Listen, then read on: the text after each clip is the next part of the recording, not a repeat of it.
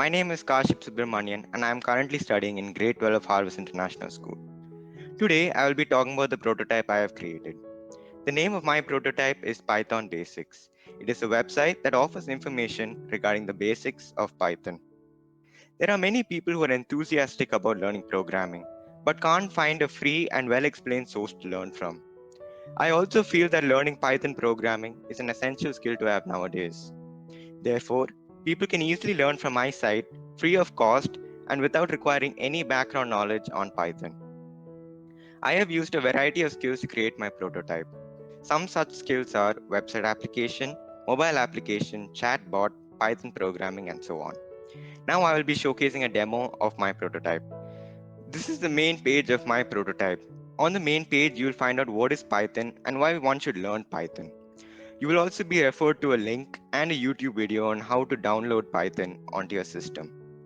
The information on this website is segregated into three different levels, with level 1 being the easiest and level 3 being a little bit harder.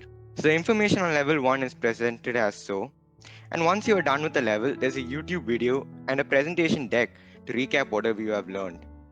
And once you have gone through those, you can attempt the test by clicking on that button and submitting the Google form to see whether you have truly learned everything in that level. If you wish to know more about the history of Python and why its advantages over other languages like Java and C++, you can interact with this chatbot and it will tell you the answers. So if I want to know why Python is more advantageous over Java and C++, the chatbot will tell me so. Also, on the front page, when you go down, there's a section called Python Basics Question App. This is a mobile app into which you can download onto your own mobile phone. Now I'll be walking through the steps on how you can download it onto your mobile phone. In order to download this, you need to download the MIT AI2 companion app from the Play Store. And then you can simply scan the QR code on the website. Once scanned, you'll be referred to a link. And then from here, you can download. Once downloaded, you can open it.